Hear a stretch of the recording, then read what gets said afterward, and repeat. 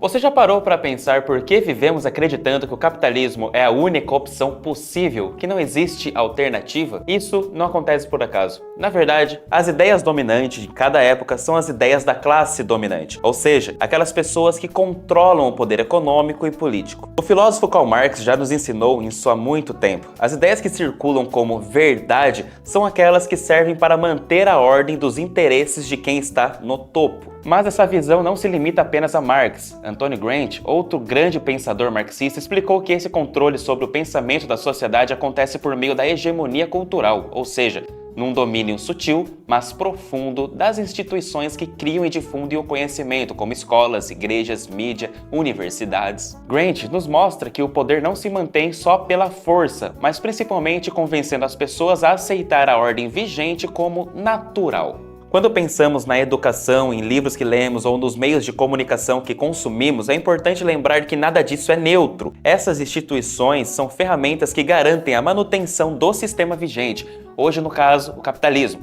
Por meio delas é construída uma hegemonia ideológica, ou seja, uma visão de mundo que parece natural e óbvia para a maioria das pessoas, mesmo que essa visão não nos beneficie. O filósofo francês Pierre Bourdieu também estudou como o capital cultural e o hábitos moldam nossa percepção e preferências, muitas vezes reforçando desigualdades.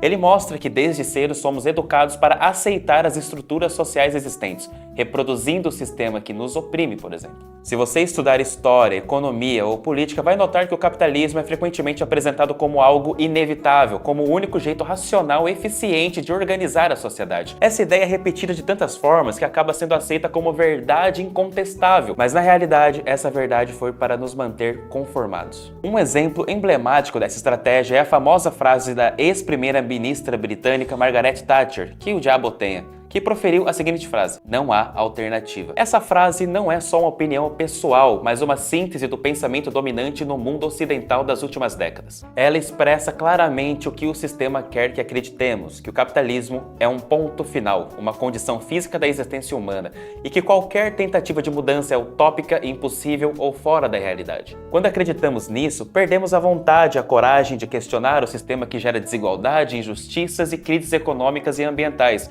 Ficamos presos a uma prisão mental em que aceitamos a ideia de que nada pode ser diferente, e assim o poder se mantém intacto porque ninguém levanta a voz para mudar de verdade. Essa manipulação das ideias não é um fenômeno novo. No caso histórico muito interessante aconteceu na Inglaterra durante a Revolução Industrial. Naquela época, os ferreiros, trabalhadores que produziam ferramentas essenciais, começaram a se organizar para lutar por melhores condições de trabalho e salários justos. Eles representavam uma ameaça real para os interesses das elites econômicas. Para impedir essa resistência, as classes dominantes usaram o seu controle sobre os meios de comunicação da época, jornais, panfletos, livros, tudo isso para moldar a opinião pública contra os ferreiros. Eles foram retratados como rebeldes, perigosos, agitadores que queriam destruir a ordem social. Essa narrativa serviu para deslegitimar a luta dos trabalhadores e impedir que ganhasse apoio popular. Esse mesmo mecanismo continua funcionando até hoje. Movimentos sociais e populares que desafiam o sistema são criminalizados, desinformados e marginalizados, tudo isso para evitar que a população perceba sua força e se una em busca de transformações profundas. Um exemplo atual disso é o Movimento dos Trabalhadores Rurais Sem Terra, o MST, que luta há décadas por reforma agrária no Brasil. A grande mídia, que muitas vezes é controlada por interesses do agronegócio e elites políticas, tende a divulgar mentiras, exageros e notícias distorcidas sobre o movimento. Em várias ocasiões, esses movimentos foram acusados de invasão, vandalismo ou mesmo terrorismo, termos que visam criminalizar a luta do movimento por terra e justiça social. Essa criminalização é uma estratégia clara da classe dominante para impedir que reformas estruturais sejam implementadas, mantendo a concentração da terra e do poder nas mãos de poucos. E como diz o sociólogo Boaventura de Souza Santos, essa é uma luta não só por terra, mas por democratizar o direito à vida e à cidadania. No entanto, os meios de comunicação moldam a percepção pública para que a maioria veja esses movimentos como ameaças e não como agentes de transformação social. Hoje, essa influência das ideias dominantes acontece acontece de forma ainda mais complexa. Nosso sistema educacional, os grandes meios de comunicação, a publicidade e até as redes sociais são usados para reforçar valores como consumo desenfreado, competição individual e a tal meritocracia. Ao mesmo tempo, qualquer crítica séria ao capitalismo é descartada como radicalismo ou então ignorada. O jornalista e escritor Noam Chomsky já explicou que os meios de comunicação de massa funcionam como uma fábrica de consentimento, selecionando quais assuntos serão discutidos, como serão enquadrados e quais vozes terão espaço. Isso limita muito o debate real e contribui para que as pessoas aceitem passivamente a ordem vigente. O efeito de tudo isso é que nos tornamos uma massa de manobra, uma população que aceita passivamente as regras do jogo, que não enxerga as contradições e injustiças do sistema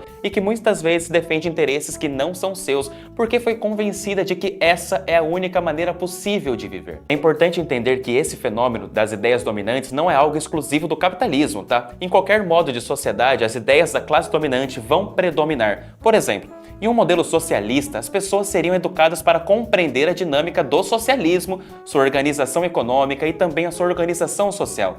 A mídia, a cultura e o sistema educacional estariam alinhados com essa nova ideologia, reforçando os valores do coletivo, da justiça social e da solidariedade. Diferentemente do capitalismo, essa ideologia socialista defenderia os interesses da classe trabalhadora e não da burguesia e dos donos do capital. Um exemplo histórico e interessante dessa construção ideológica pode ser observada através da educação da União Soviética. Ali, desde a infância, as crianças eram educadas para entender o socialismo, o valor do trabalho coletivo e a solidariedade entre os cidadãos. Nadia Krupskaya, importante educadora soviética e esposa de Lenin, defendia uma pedagogia que estimulava o desenvolvimento do indivíduo dentro do coletivo, rejeitando a competição individualística típica do capitalismo. Deu uma bugada ali, mas deixa que... Ficou natural. Sim, ficou natural. O nome russo, tá ligado?